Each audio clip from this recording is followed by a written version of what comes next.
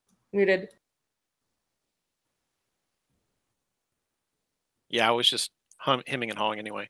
It was dramatic pause. It's all good. I'm excited for it now. Yeah.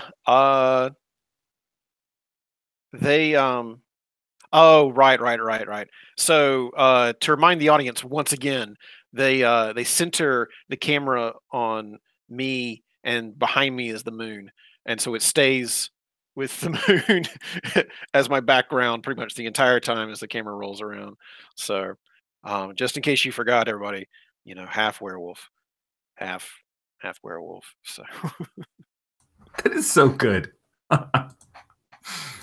Oh man, that's so good. Damn. Oh, I had like a text box overlay for when I introduced Commander Jeremiah Nguyen that I didn't throw on screen. That's fine. We'll fix it in post. It's good.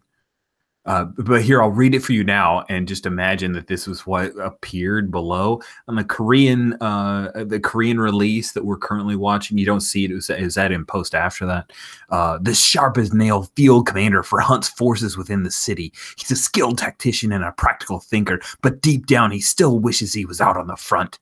As such, he's pushed his mobile HQ into the city proper and will jump on any excuse to face the enemy in person. So that's the text overlay. All right. So he's gonna be a hothead and not trust us, and then come in at the there's absolutely the worst moment. We don't see it. It ends up on the cutting room floor. It's on the extended edition of the digital release in Blu-ray of him like outside marching back and forth up on the roof, and he just goes in on his own, just roguing it. But we don't even see that because you guys are the stars. Mara, what does it look like when you enter the Museum of Natural History? You ziplining it? How does that look? What does it look like? Yeah, there's got to be some sort of like cool like billy club thing that I pull out of my bag. It's like short, and it just like I crack it, and then it stretches out, and I grab onto it and slide through. And right before I'm about to come in, I let go and do like a dramatic tumble, and then pop up right in front of Mock. Oh, that's beautiful. That's beautiful. And then Demise, do you just like phase in kind of thing? Is that what it looks like for Demise? I don't have facing in, so I just go through the window, open it. I just open it. It's so much better. Just open up the window, come in.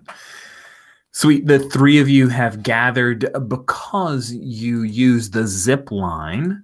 You were able to enter directly into the second level. You are right by the Art of Science Gallery. Ahead of you, there are stairs as well as a very large butterfly display.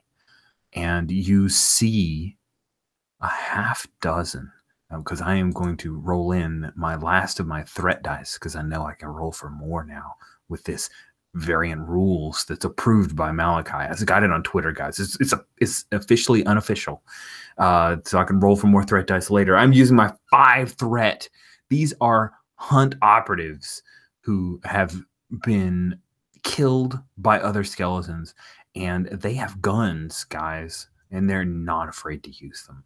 And that is how you know that for sure, because we have the green light that all bounces off of all the walls here in the Natural History Museum, and we see some of the beautiful butterflies there. And so the bullets take out butterflies, and they all fire near you guys. It's a threat of 5. Now, based on the rules, none of you have a stat of 5. You're going to need to use Destiny, or I'm going to put I'm going to put a hurting on you guys with this attack. So totally up to you how you want to handle this. Question: my scythe has a kick of 3 by default.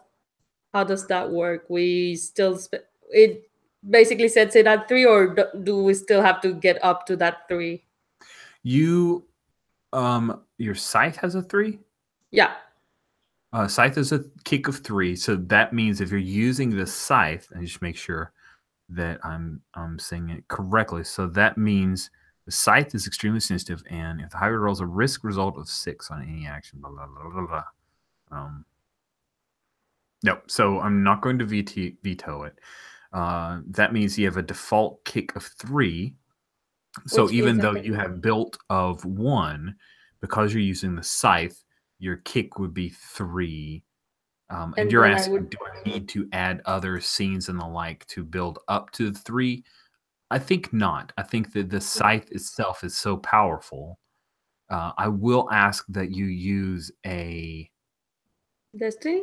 Well, no, actually, to get to the 3, I would ask for you to use a power, one of your Yes. 2 power. You're basically juicing it. But yeah, you are going to have to use a destiny if you then want to build up to the 5 kick.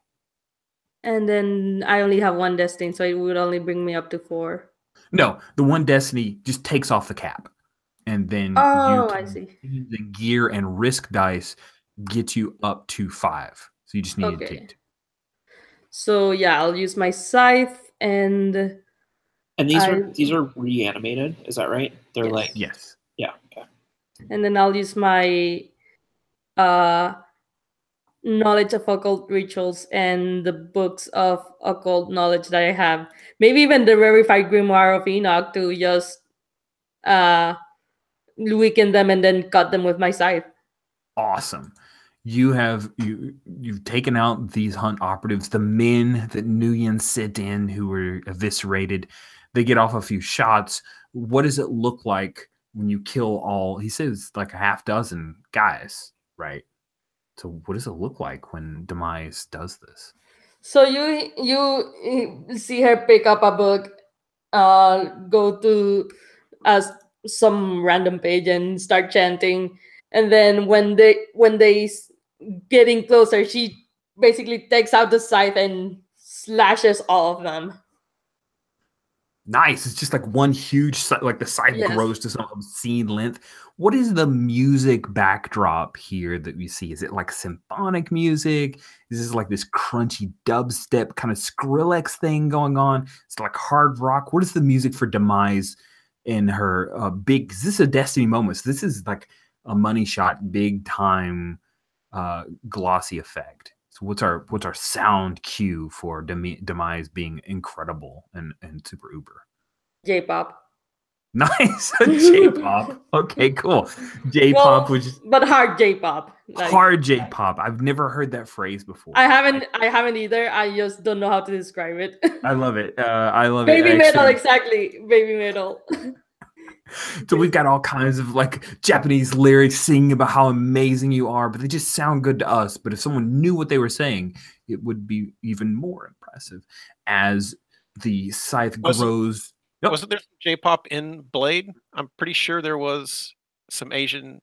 Anyway, I'll go back to Yes. it. I'm pretty sure there was. But anyway, I think it was in Blade 4, the unreleasing, that they have some J-pop soundtrack on the digital import. So bam, the scythe just cuts several of them in half and beheads one of them, and they all kind of fall, and you can see that spirit. And I have to roll a risk. And you need a risk, so that gives me a die. So go ahead and roll then a if d6. it rolls a 6, I take 5 harm, and my scythe is useless. Yay! Please roll that d6 on our roll for your party. That is a 4. Oh, so close. So it doesn't screw you, but that's a good threat for me. So I'm very thankful that you did that. Good job. That was great. Awesome. You take out the hunt group, and that's a really weird phrase for me to say because I used to work in a via call routing, and a hunt group totally meant something different. Laying on the ground, see like a boot. It's up, and still hear some J-pop, just like remnants of J-pop. It's going to be like the kind of the backbone soundscape for the next little bit.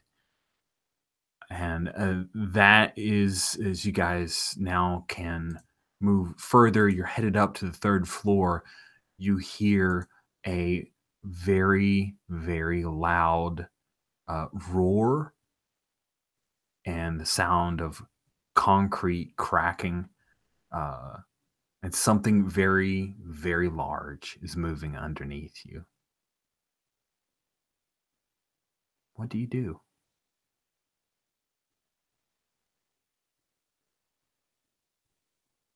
So it's underneath us. We're like on the second floor, and we hear a roar, and there's something happening beneath us.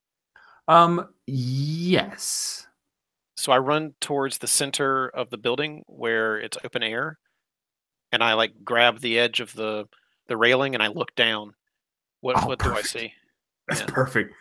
Cool. So when you look down, you see the fossilized remains of a T-Rex.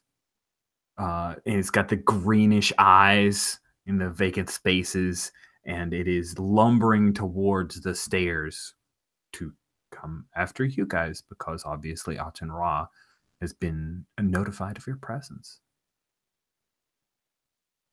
I turn to the two of you and I say, "Take care of Aten Ra. I've got this one." Oh my Right. gosh.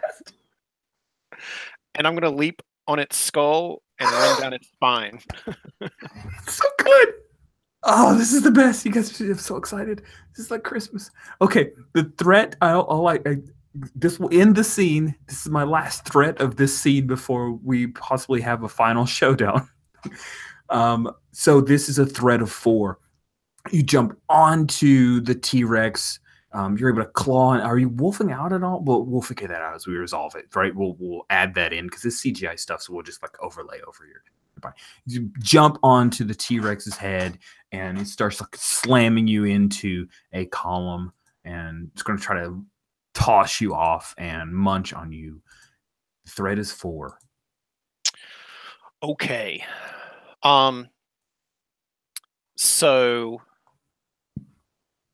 a most important thing, I take the hairband out, and my ponytail whips into the full Oh shit! hair.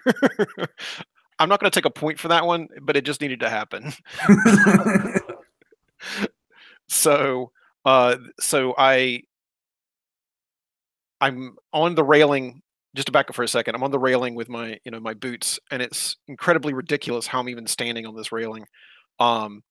And before I leap, like the wolf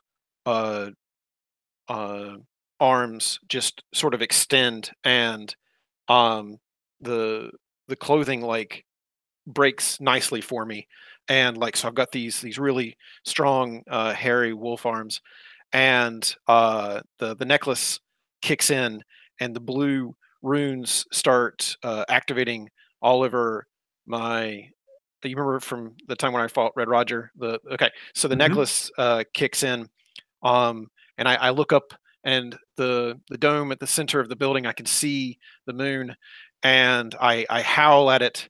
I'm still a few dice away. Let's see, and I leap, and so we finish the pit fighting scene, which had stopped before. Now we're flashing back with the jumping on the guy at the bottom of the pit, and so like the two of them mirror each other as I go for the green eyes in the dinosaur skull. But T-Rex was expecting me, and its mouth just clamps down over me, like ripping into very strategic parts of my clothing, and making me bleed and stuff like that, and does what a dog would do, and it starts shaking me back and forth with its head, knocking me to the ground. I don't have enough dice, but I can keep on talking. You can keep talking. Do you wish to spend a destiny? Oh, I have to spend a destiny. I have to spend a destiny. You'll need to spend a destiny to unlock. It sounds like you're going for either built or fast. I can see either one of those. Okay. So, all right, I spend a point of destiny. Okay. So let me do that real quick. And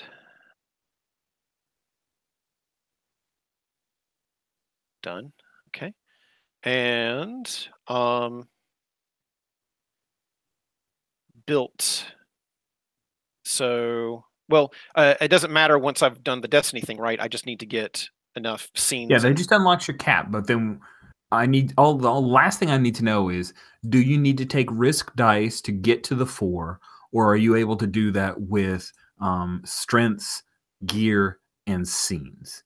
Okay. It I have sounds like you spent definitely have underground fighting. Absolutely. underground fighting, blessed necklace, and Yep. werewolf powers. So that's 3 of the 4.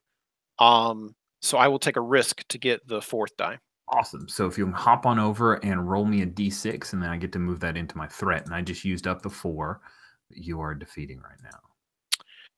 Okay. Could you roll it for me? My keyboard is having issues tonight. Oh, stupid keyboard. All right, let me roll a d6 for you. Remember, if I roll really high, that benefits me. So sorry. Uh-huh. So sorry for hearing. I rolled a shitty 1. Okay, so I got enough, but I've been hurt and it's been risky. And so How is it you take it down? So I'm going for built on this one, and so they do a slow mo thing, and I jump up, and the mouth is coming around me again, and as I get inside of its skull, I'm going to just with my feet will push one way and my hands will push the other, and I just split its head in 2. Oh then- man, it's the King Kong like mouth split thing. Oh, that's dope. I love it. We hear the cracking of old bones, and then everything just falls apart after you rip its head in half. You fall to the ground, roll a bit. There's some dust, right? But you're still just cosmetically perfectly beautiful. We even later we have like battle damaged mock action figures on Right, Target right. shelves. Right. So good. So good. Really marketable. They said that the women action figures wouldn't sell, but they were wrong because they didn't have mock. And so, like, as the dust cloud settles, I'm slowly walking out, just sort of. What's the music cue there? Because we've switched to J-pop to the mock theme. What is it? What is the mock theme?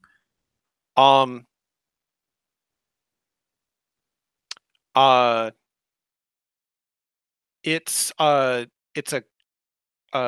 modern concert kind of piece with some bass to it, like kind of something like you would have heard her walking to on the catwalk. So, like some violins and stuff like that are. Oh, so it's like a reprise from the catwalk thing from earlier, except maybe a little more produced. Right, and so I walk out to the front of I'm walking out to the front of the museum piece, just as if I was walking out to the catwalk, and I look around as if I look to where the cameras would be if I had actually done my thing, and then I jump off of the stage. That's amazing. Instead of the flash of camera lights, there's like the random flash from gun muzzles. Sure. Yeah, and then it's like now to get back to the regular business of killing guys with guns, I can start just doing that well, now I'm on the first floor. I've got 2 floors to go up. Certainly these 2 have taken care of the mummy by now. I'll just clean up the crew on the bottom. Nice. We'll call that our one threat, and I think we already have enough narrative on how you resolve that, and that will clear us out for this scene. And the next scene, of course, is going to be our big conflict, a big, huge, big boss fight with Aten Ra up on the 3rd floor of the Museum of Natural History. So you're fighting your way up, Mock. Demise, you're after having spent your destiny, you're kind of we still have you in frame. You're still like definitely part of the team, but it's Meryl is leading the charge up the stairs, and there is Aten Ra. Aten Ra is played by like a late 50s actor. It's a lot of prestige, like a bunch of Oscars to his name. And he's just kind of because he knows his grandkids will love this kind of movie. So he's in this. He's like a Marlon Brando, Al Pacino level of like serious actor, but he is hamming it the fuck up. They've got him in just like really not at all appropriate period mummy garb, all kinds of gold, the big hat. It's like a totally different era, but it looks mummy-ish. And he's surrounded by a number of skeletons. And that is what we break to our one quick bio break of like 2 to 3 minutes, and we'll come back to the face down with Atenra between Marrow, help along by Demise. So we'll see you guys in a couple minutes.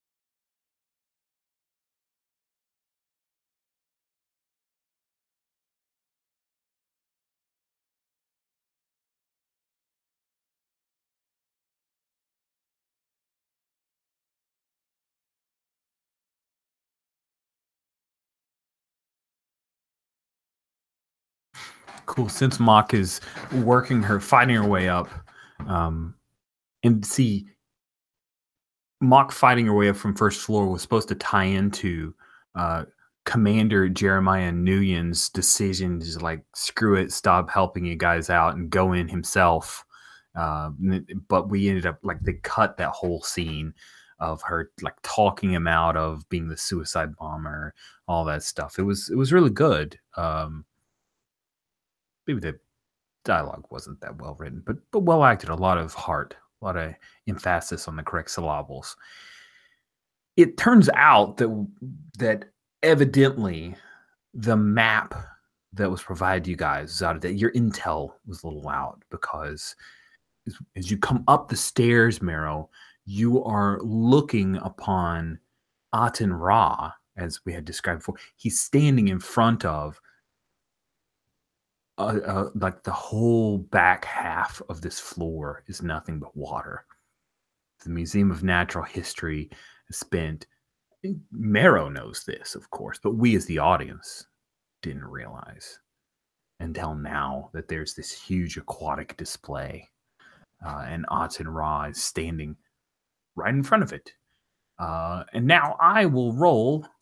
I've used up my pitiful one threat with our fight down on first floor. Now I get to roll my new threat dice. You suckers. Oh my goodness, he is a 6th threat. He says unto you, hold on, he's going to know your whole name. Does Marrow have a last name? He does not. He's just called Marrow. Like he's never had a last name. He has no family because he's a hybrid. That's right. Yeah, so he's a loner. Nice. This is Marrow. You are here to defeat me? The living have never accepted you. Join me. Join my host. With this, there's this moment where we flash back to some happier times where Marrow's thinking about his lost love and their times together and swimming together and frolics through through Museum Row, and he's weighing the decision about whether to take Aten Ra up on his offer. And the camera like pans around behind him, and his hands drop, and there's like a growing of his hands as they slowly transform into these like tentacled masses, which I think is probably echoed by Aten Ra having some sort of like swirling mummy wrap thing. Oh yeah, definitely.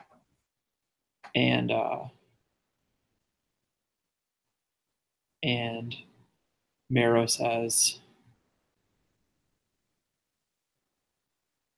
I will never be like you. I will never embrace your death and destruction. These are my people. And he just rushes towards Aten Ra. Nice. And during our flashback sequence, of course, we get to see Marrow's love, who is like a Disney star that grew into adulthood. She's got a really good singing career. So we had her doing a lot of her own songs. Really saved us a lot on soundtrack. Plus, had the teeny bopper. She trended like crazy. That was the most popular season. And it was the mid season. We had the 2.5. It's the whole reason we even like kind of really were able to branch into the movies, is that chemistry that they had. So there's a lot of like, I'm not sure what the name, I think it was like the portmanteau from Marrow and the girl, but there's a lot of shippers. There's a whole fanfic wing on fanfic.com. Bam, you tackle him. The two of you fall backwards, splash into the water, and bubbles coming up, all kinds of skeletons like diving in after them. Some of them, of course, are approaching you, Demise, and whirling dervishes of skeletal demons. And you are fighting, Marrow, against Aten Ra himself. The threat for this is intense. So I am throwing a 6 threat at you, Marrow, and a 3 threat at, so a kick of 6 for Marrow. Got to use the right terminology here. Sorry about that. 6 kick for Marrow. Sorry, I rolled really well. Sorry for caring. And a 3 kick for Demise. Demise is gonna use her 3 kick of her scythe to deal with the skeletons. Nice, Marrow? but don't you still have to roll me a risk die? And if you roll a 6, you get totally hosed and boned. It says if the hybrid rolls as risk result of 6. So I'm not sure if I still have to roll the risk. Any It's action just taken by monsters to whenever. acknowledge your presence automatic vetoed unless it get credit. So I might have rolled it accidentally last time, but it works out anyways. Yeah, it worked out really well. Okay. Default kick of 3. Such if any hybrid rolls a risk result of 6. Okay. So you're right. You do not need to roll risks. You just what? It's also if any hybrid. If the hybrid, not if any hybrid. Okay, never mind. Okay, cool. So that is amazing. If you're whipping out your hybrid, you're defeating kick of 3 anytime you. That seems like a Reaper's Blade. I'm good with that. Awesome. So you're destroying hybrids to the sound, or you're destroying Kindred minions to the sounds of J-pop. But we cut back to Marrow as he is doing battle with Aten Ra. I don't know if you can get up to a 6. Come on, count us through. If you don't, it's a possibility of like you give me a bunch of risk dice. So yeah, this is a tough one. So I'm gonna have to break out the destiny here, and I think I can get. So he's an ancient mummy, so that would be antiquities, right? Sure. I have 1 for swimming, and I don't know if he's part of a weird cult or not. I would say that, there's probably some culty things going on here. So that gets me 3. I'm assuming you're spending the destiny so that you can unlock this. Yep. All right. So I get up to 3. I could maybe pull out my ink shooters here and like squirt at him. Oh yeah, totally. Yeah, that's part of it. You're like right in the face. Yep, like Spider-Man style, shooting ink at him. So that gets me 4. So I'm gonna have to roll 2 here for you. I'm so happy. This is the perfect result.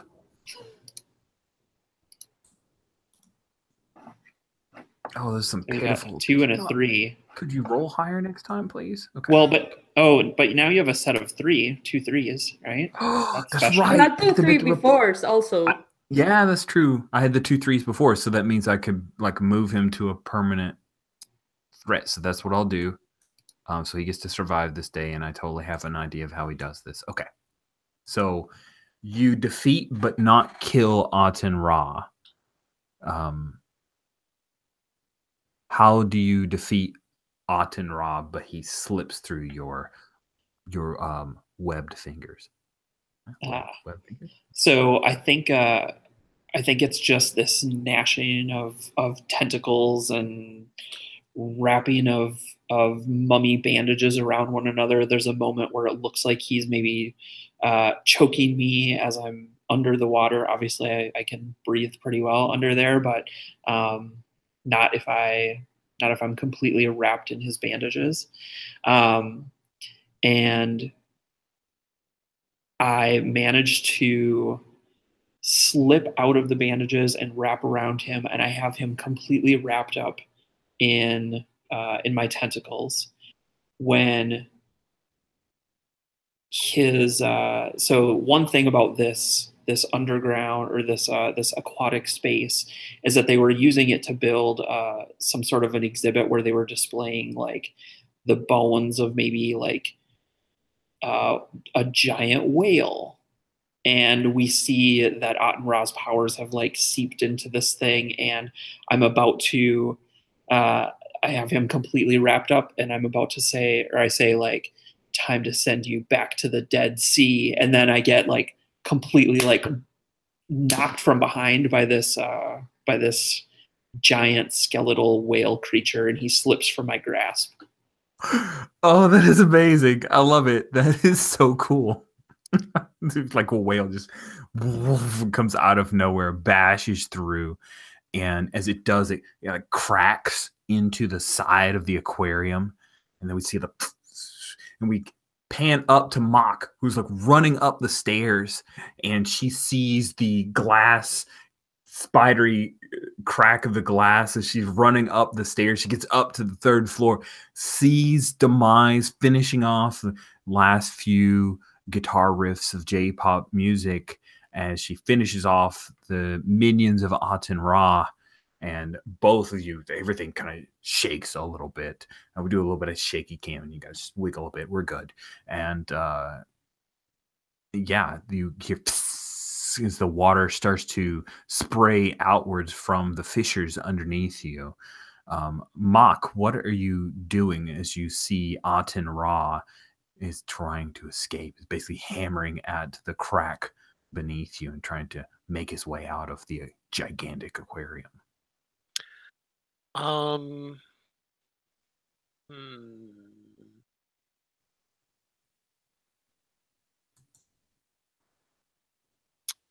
Let's see.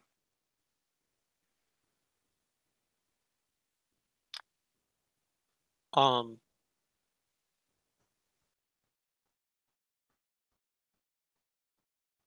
have an idea for if Demise has to do anything, but Sure. that's Mark. Okay. I'm thinking of trying to look for a ritual to seal him, if not defeat him. If that works, or does Cool. does he have to be? You want to create a ritual to defeat him? That sounds cool with me. Mock, I figured out what's going to happen. Okay, awesome. What's Mock doing? So I like this team up idea of you guys both working. Sure. So Demise is like, I'll find a ritual to bind him. And I'm like, great, I'll distract him. And I jump into the water, and Aten Ra pulls out 2 silver daggers, and we start fighting underwater.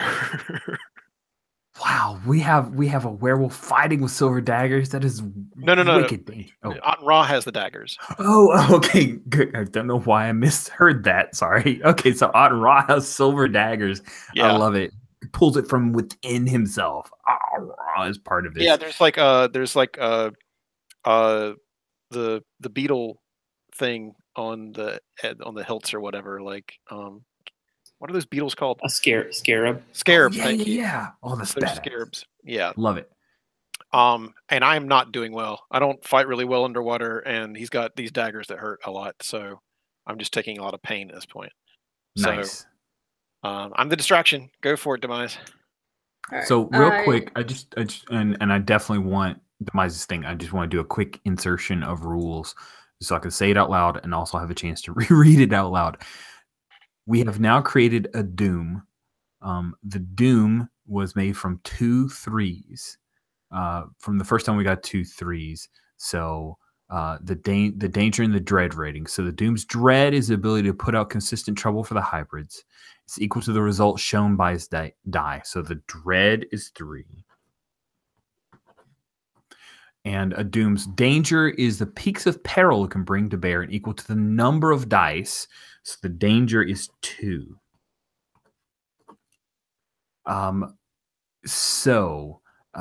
Actions taken with the doom have a maximum kick equal to its danger, which is a 2. Action taken by the doom has a maximum kick equals to his danger. So you're facing Aten Ra. He currently has a danger of 2. And he can add his dread up to that kick. So he's always coming at a 2. Let's see.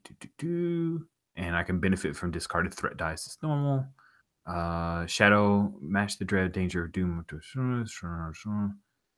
All right, cool. Once formed, a shadow may not add more threat to a doom. So he has been weakened severely from his fight against Marrow, but this is Aten Ra trying to escape, and you have a threat of 2 for you to cast the ritual to pull Aten Ra's power out of this vessel. And if you do so, that's easy because I have a sharp of 3 and I have knowledge of occult rituals and books of occult knowledge. If not, I have supernatural history knowledge. So that's 3. Cool. So let me tell you how to. And the kick he is as a threat is 2. Yes. If you wish to destroy him utterly, you must remove all of his dread dice. which means you have to double it, which means it's 6.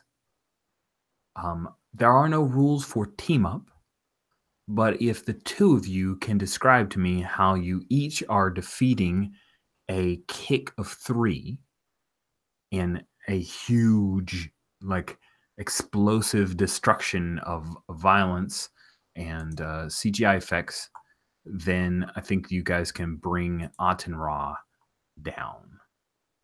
So this would be something that maybe Demise wants to do with Sharp and Mock wants to do with Fast. Yeah, I already described my 3 Yep, gig supernatural history, occult rituals, and books of occult knowledge. All right. So how is it that Mock is able to meet a kick of 3? Well,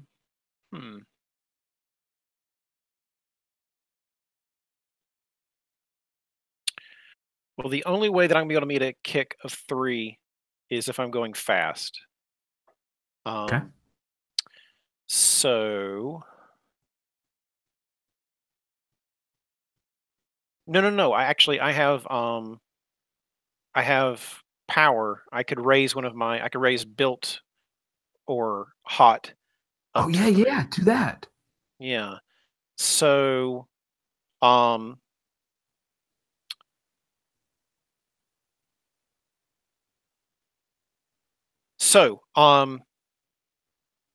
I really like Jesse's idea, so I'm going to try to make that happen.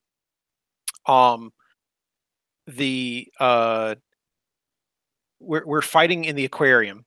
Okay, so first of all, I'm spending a power to raise my built to 3 so that I can use built for this. Okay, love it. And so we're fighting in the aquarium, and the spider thing's cracking, and we're hitting up against it, and it's making it crack more and more.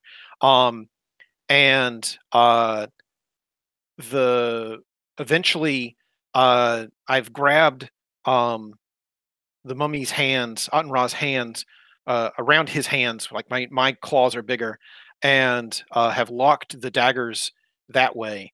And I push him, and the aquarium bursts forth. And as we land, I take his hands and I shove them into his chest with the daggers.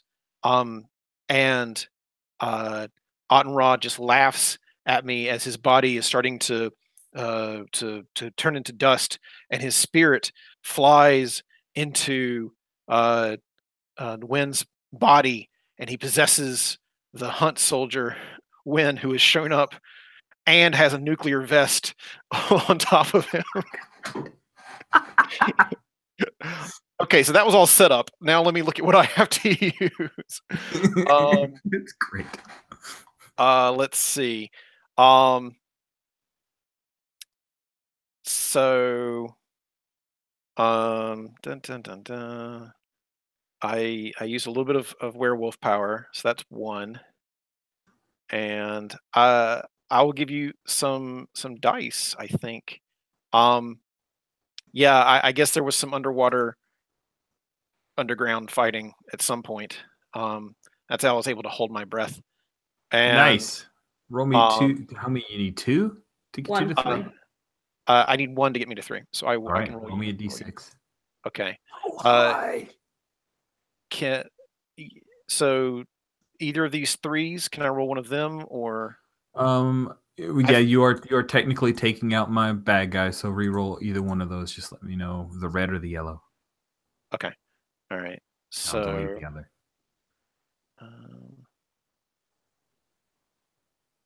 There you go. Take a 6. Oh, sweet. All right, so I currently have a 6 and a 2 threat, but you have destroyed the doom that was Atenra. Does sound a little nuclear. Yeah, it does sound a little nuclear. So you destroy Atenra in Nguyen's body, but then I realize I saw something in the museum, and the fact that I have a sharp of 0 or whatever, an intelligence 0, means that it had to be really laid out for me. But I realized that Wen is actually the mummy's ancestor, or his grandchild or whatever, and so that's how he's able to possess him. So now you can continue. That's awesome. Now he's amongst the living again. Oh man, I live, and then you like tear him out. I've used eviscerate too much today, so you throat him, but then you see the countdown timer on his nuclear vest, and it's going down. I wasn't even planning on killing him. Oh, okay. Well, like you defeat him then. Sorry. I defeated the mummy bit, and as I defeated that bit, his spirit flew into the wind. Oh. So now we have a new threat of 6 to take down. If you want to do that. Yeah, let's do that. Yeah, so the spirit flows into Wynn, who you guys have no destiny left. And you've given me that 6. He's just a threat, he's not a doom. So I think he basically trashes you and runs away. Let's see how you guys can beat a 6. There's no rules for teaming up, right? There are no rules for teaming up. Unless it's called something else. I've hunted and looked and pecked and searched and have found no rules for teaming up. Because I was gonna try to kill the thing with my scythe so I can actually retract it afterwards. Because it hasn't actually killed anything living so far, so I can't retract it. Oh, Also, wow. demise is completely unkillable. So, is there like something that? But do we know that? Like, do we know that you can't be killed? So, is there some sort of like sacrifice? Except by a Reaper's Bones or Scythe. Right. Oh, that's kind of interesting. Yeah. Now you like basically grab him up and go way up into the air. And there's no way to get destiny back for any of us? It's once per session. So in an ongoing game, what I would do is use this to have him escape. And there ain't shit you could do about it. And I would hit you with like a 2 threat, and then you guys could pick back up. And oh, I know. We don't realize that his spirit flew into Captain. Like we've won. We think we've won. That's it. You get the false victory, and we have the moment of him like walking away, and it's shot for shot the end of the Thriller video. He turns, and instead of having the wolf eyes, he has like greenish mummified eyes. Yeah, and that's it, because I know you guys don't have any destiny, so you couldn't even win in a fight against him, and now I have, based on these mechanics, justified my bullshit bad guy survives anyway ending that happens at the end of every quasi-scary heavy sacrifice, win at all costs, but you never actually won ending of a big juicy action movie. It's just the setup for the trilogy. Right? I know, right? It's absolutely it. So that ends Bone City. I think that now that he is Aten Ra is in a living body, it will completely evolve what he would do. And even though it's a very short session, we only scheduled for 2 hours, so I think we'll call it here. If you guys want to do some like, do we want a shawarma scene? Do we want a scene of 3 of you guys like afterwards? If any one of you want to have grown facial hair for your next role, that's okay. We will CGI out, because we have the Avengers where you just put a prosthetic, and we have the Justice League where we CGI'd. Either one of those will work. That's fine. I still have my scythe out because I haven't killed any You have to living kill yet. a living thing. So how is it that you are able to take care of that little scythe problems? Let's not talk about it. Stop taking those blue pills. It's like a cat in an alley. That's no problem though. It's just nobody. It was a stray cat. It's okay. You reaped it. Oh, I want a scene. The captain and I have become a couple. That's all I want to like. Awesome. Captain. Awesome. So do we have any closing credit scenes for Marrow? Post-credit sequence. Post-credit sequence. Yes, this is the post-credit sequence. If you want Stanley to guest star, that's totally okay with you. Yeah. I think there's if you're cool with it, Mark, I feel like maybe that bit about Nguyen's ancestry wasn't apparent to you, but as I've been going through documents at the museum, I run across something where I realize like I understand the heritage, and I'm like, he lives. Nice. Oh, great! That means the next movie is set in the Philippines, right? Yes, that is so cool. Because that's definitely a very inexpensive location to shoot on, and it's pretty awesome. So yes, thank you for that. Yeah. We can have Manila, then we can have like some really dark city streets, all kinds of cool stuff. I love it. And jeepneys, yes? Am I yes? Jeepneys? We can have jeepneys. Sorry. Oh yeah, jeepneys definitely. Jeepneys. Have to have jeepneys. Cool. That is a great post-credit sequence. What's the post-credit sequence for Demise? I guess the whole like I keep reading the verified Grimoire of Enoch, and with the while you see like a hairball of a cat, or not even, or like while I straighten myself up with like cat blood.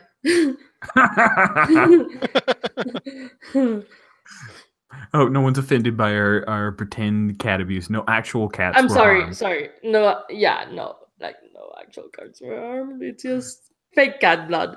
Fake cat blood. That's right. We are not going for 100% realism in this game. Thank you. Last but not least, Mock. What is your post-credit sequence?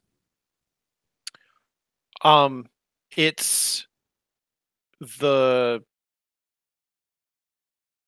date that no, it's yeah. So I'm doing another catwalk scene, right? And I've got it's I get to um I get to fix what was destroyed before, except now we know that the mummy is watching because he's standing, he's sitting at the table at the very end, applauding me and stuff like that. And um I think that's it. Just me going up and down the catwalk as the credits are rolling. Nice. I like it. Cool. That will bring us to a close for all of their strengths. We played rules as written with just one variant rule that's actually going to appear in a future supplement, allowing us to reroll the threat dice. We made a Doom. We spent Destiny. I feel like we put this system through its paces. So as we wrap up early, let's do our roses and thorns that we use to wrap up all the games that I run. So take a moment to reflect and definitely think about how this system worked, more rules as written than how I was running it last week. And when you think about roses and thorns, we will start with thorns for things that could have gone a little better. I'll just first I'll say this could have gone the full 2 hours. I really didn't want to stretch for a half hour when like that was the story, and I actually thought Bone City would be a one session thing. So thorn on me for not really understanding how quick or long and all of their strength session can go. But yeah, I think I mean I could have padded it, but I felt like it would have felt like padding, like we reached the end of the movie kind of thing. Yeah, and I didn't want to do the end of the Lord of the Rings, where we just like had 7 endings. So hope you guys don't mind. Mark, what thorns did you have from the game? I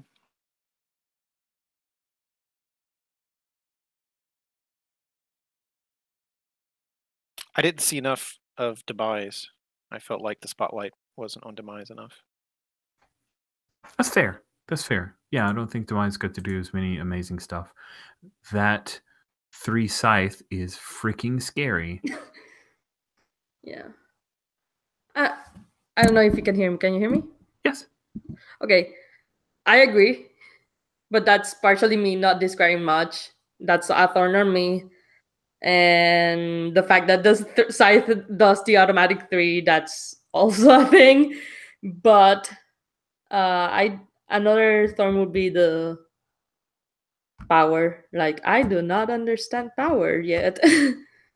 I have to read the book. That's a fault on me as well, but I don't I, know what power means and what it does. so the powers are supposed to boost your strengths. Like it's kind of an economy so that you're not constantly. And I think that maybe the tail scythe is supposed to require the use of a power because otherwise, why wouldn't you use it every single time, right? You just like whip it out and shing, shing, shing. Well, And we because you have to kill a living thing to retract it. I think that's the cost. there is that too. Yeah, Okay. I don't know. The power stuff was a little confusing for me as well, and the fact that we had 3 different kinds of power in the game, and other than for the werewolf, where you can use one type of power to juice your speed, your fast, and another type of the power to juice your build. I didn't see why any of them were differentiated. It didn't make a whole lot of sense to me. Jesse, what thorns did you have, sir? Yeah, I was just gonna bounce off of Maria's comment about power, but more generally, like just some of the terminology. We talked about that a little bit in the beginning, but I feel like it's a little tough to wrap, well, for me anyways, to wrap my head around, like all of the different subsystems that are happening in the game. So yeah, I just feel like I'm still struggling to understand exactly how and when to apply certain things. Yeah. Yeah, I do too. And the fact that everything has its own weird little name, like kick and doom and danger, and yeah, there's a lot. It's a lot. It felt like it. So I'll shift to roses now. It felt better. Like I actually felt like the system run more as it was written, but I better understand. I kind of dug it. Um, like felt like there was more threat to you guys. A little bit more tactics around when to use the destiny versus not. So that was interesting. Mark, what roses did you have from the game? Yeah, I felt more threatened. I think if we had not let the ending happen the way it did, if we had insisted on using that 6 die, I think that would have been the moment where, uh, we would have taken a lot of harm, and then the next session we might have some consequences and stuff like that. But we were planning on finishing on a movie, not an ongoing campaign. So this game is intended for campaign play. It's intended for ongoing. Yeah, I yeah. think that you can one shot it pretty well, but the way that the threat dice kind of keep rolling forward, it feels like it's made for multiple sessions. Yeah, so I think like, that harm that would have come out of the getting utterly stomped by Ottenbra at the end would have been, you know, the system starting to calibrate itself and us having to deal with consequences of failure and things like that. Um, but to be honest, I prefer the over the top game that we were playing. Um, and I prefer just um narrating my own failure as I go. Um, so I don't know. In my mind, since we've set this up as a Blade or Underworld movie, like true failure with a consequence, like maybe should happen once in the movie, right? Like Right. someone dies, or Somewhere in the like 230 point to half point of the movie is where someone dies. Yeah, absolutely. yeah, like the person you've been trying to protect, or the person that you love the most, or something like that. Um, they can die, or they can sacrifice themselves, or it can be revealed that they were never going to be able to live anyway, or something like that. Um, so, um, but I had a great time. Like I enjoy this kind of stuff, and I enjoy describing way over the top combat. Um, and I like how the system really doesn't care how many people I'm fighting, I can just do it, right? Like there's no complicated rule. There's nothing like mobs and mooks and stuff like that. There's just a die number, and I can describe as much failure as I want to, as long as I hit that die number, or I could fail miserably if I wanted to, and that's up to me to say that that happens. And you know, in this kind of game, I think choosing your own failure is fun. Awesome. Thanks, Mark. Maria, what roses did you have from the game? The premise is, even though it's cheesy, I like it. I even though the hybrid part I'm more iffy about, but I do like the supernatural cheesy action thing and over the topness. You definitely made it sing. I really enjoyed, and I own what Mark's saying. I would have liked to see more demise, but I did enjoy the J-pop. Just like that was so out of left field, and I've heard enough J-pop recently that I'm like, yep, I can key in on that. I totally hear J-pop in my. It's like the beginning of an anime series, little riff, guitar riff, and nice, vibrant voice singing, belting out lyrics. That was fun. I liked Demise. She was such a neat counterpoint to the normal, like, super machismo blade character. And that I suppose moment, like, you just, that was so in character that I busted out. Like, I had to mute myself. I lost my shit. Like, that was freaking hilarious. Jesse, what roses did you have? Well, first, just props to Mark for his random dead lover comment. That was such a great ad. Like having those kind of motivations actually feels really important to just this type of a story generally. So that was a nice thing to play off of. Mechanically, I will say that I really like the kick and risk system a lot. Like I like the fact that it's you count up and whatever you can't get, you need to throw in dice for, and then that's what fuels you. Like I really like that loop. That system loop feels really nice to me, and that you're not rolling to hit also is like a really novel element, and I really just enjoyed that. Yeah, I did too. And hewing it closer to how the rules were intended meant there was more risk put on the table this time around, and it felt risky. And I love making you guys roll the risk and then handing them to me.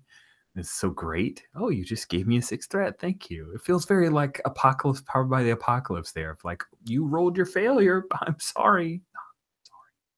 That was super cool. And I love that we got a Doom in. That's made me so excited. It was Maria that I think pointed it out of like, oh, we got a matching, or Jesse, I think you mentioned, and then Maria, you pointed out, oh, we already had the matching, but we got to build a Doom and see the danger and the dread and the other D words. Not really, just 3Ds.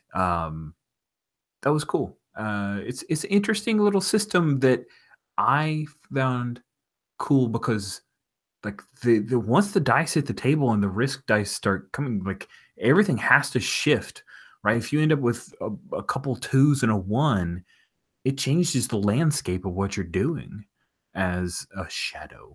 And so what do? Do you burn through some like minor, make them look cool conflicts to be able to generate more threat dice? Like that's what you've got to do. It turns out that this is kind of a down phase of them looking amazing, and then hopefully the next dice around, and it's cool. Oh, Mark, what were you gonna say? That exact thing that you're saying reminds me quite a bit of what happens when you're looking at your hand in Hot Guys Making Out. Oh, The interesting. the cards that you have inform you that the scene is going to end really quickly, or that your relationship is going to strengthen all of a sudden, or someone's going to die. Like your hand will tell you quite a bit, and so you know, one of the things that happens in that game is like the cards have to escalate. Well, if you don't have a high enough card to add a detail, like to role play in something, you just get to add a detail. And you're just like, the light flowed into the room and warmed up a cat or something like that. That's the kind of detail that you would throw in, and you watch it smooth out a scene. and it's a little difficult to describe, but I've enjoyed that kind of gameplay recently, and so I appreciate the fact that when we're playing rules as written, that it has that emergent element. Like that's really cool. That's a really good observation, Mark. I think that's really smart. One thing that I will say about HDMO that I think is helpful is that if you have a hand of cards, so there is a potential to pace things that feels like a little difficult here unless the shadow has a lot of dice, right? Like the pacing, I think, is a little trickier with this unless you have built up a lot of dice to play with. Right. And yeah, absolutely. Because like things would turn on a dime, and it was only by luck that we got a 6 at the end, so we could have like I can't remember what you would call that, but like it's not an ending of like you defeated the threat, but not really. You know, first time I ever saw that was like Nightmare on Elm Street series because I'm old. No, Freddy Krueger's still alive. Yeah, this was fun. I really appreciate you guys giving this a shot. I thoroughly enjoyed your characters. I love that we got to have a couple of neat little dramatic arcs in this big, dumb, splashy action movie extravaganza over 2 sessions. So thanks, guys, for reading, creating interesting characters, participating in a game that I didn't fully understand, and helping me to work towards it and being understanding there. I really appreciate that. Thank you all so much. And thank you for running it. Thanks. Yeah. Cool. I'll bring it to a close.